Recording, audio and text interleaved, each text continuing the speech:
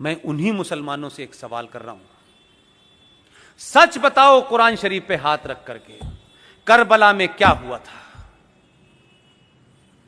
अगर यह हिम्मत नहीं है तो हिंदुओं को और सनातनियों को झूठ बोलने के लिए करबला का इस्तेमाल मत करो। करबला में तुमने मोहम्मद साहब के खानदान, उनके नवासों के नवासे, उनकी हत्याएं करके उनकी गर्दनों को नेजों के ऊपर, नेजों कहते हैं बड़े बड़े त्रिशूलों के ऊपर लेकर के शाम की गलियों में उनकी औरतों को बेराबरू होकर घुमाया था। तुमने ये किया था। तुम किसको बताना चाहते हो? तुम तो न मोहम्मद के सगे हो न उनके खानदान के सगे हो। तुमने तो उनके दामाद को नमाज पढ़ते हुए उनका कत्ल किया। तुमने तो मोहम्मद की बेटी के घर में आग लगाई और जलते दरवाजे में उन्हें मार के दफन कर दिया। तुमने उनके नवासों की गर्दनें काटी। तुम कहते हो कि करबला हमें याद है। तुम करबला के बारे में झूठ बोल रहे हो। आज ये ताकतें कौन हैं? ये वही ताकतें हैं जिन्होंने मोहम्मद के खानदान को मारा। इसलिए अबू बकर से लेकर के अल बगदादी तक एक ही सोच है, जो मोहम्मद के नहीं हुए वो हिंदुस्तान के कैसे हो सकते हैं? जो उनके नवासों के नहीं हुए उसके कैसे हो सकते हैं?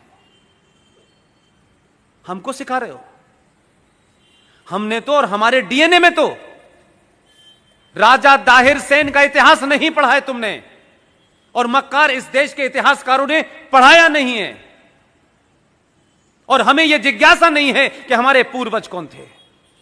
राजा दाहिर सेन सिंध का आखिरी राजा था, उसका इतिहास पढ़ लेते, तब भी मुसलमान अपनी मुंह नहीं खोलता आपके सामने। मोहम्मद साहब के परिवार में नवासों के नवासे जो भी रह गए थे, राजा दाहिर सेन ने अपने किले में उनको छुपा करके शरण दी।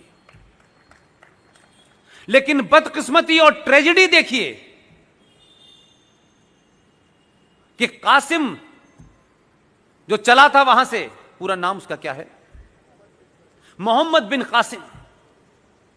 जो मोहम्मद बिन कासिम आया, उसने खानदान के खानदान मारे, मोहम्मद साहब के खानदान को मारा। राजा दाहिर उनके खानदान को बचाते बचाते, लड़ते लड़ते शहीद हो गया, लेकिन मोहम्मद के बच्चों पे उसने आंच नहीं आने दी। उस मोहम्मद बिन कासिम ने मोहम्मद के खानदान को मारा। पाकिस्तान का आज हीरो मोहम्मद बिन कासिम है। कहां के मुसलमानों हो और किस जगह के मुसलमानों हो, हमारे मुसलमान होने पे मुझे शक है। और मेरा शक इसलिए है, जो मुसलमान हैं पूरी दुनिया में, जो कुरान को मानते हैं, जो शरिया को मानते हैं, जो हदीस को मानते हैं, वो मुसलमान होने का पाखंड नहीं करते। तुम मुसलमान नहीं हो। तुम इस धरती पे मुगलों द्वारा अत्याचारों के सामने तुमने तलवार के सामने शलवार पहन ली थी। तुम कन्वर्टेड हो, इसलिए तुम मोहम्मद के बारे में नहीं जानते। लेकिन हिंदुस्तान में पॉलिटिकली मुसलमान होना एक फायदे का सौदा है। सत्ताएं डरती हैं, लोग डरते हैं, समाज डरते हैं, नाजायज मांगों को लोग मान लेते हैं। इसलिए तुम असली मुसलमान नहीं हो, तुम कन्वर्टेड मुसलमान हो।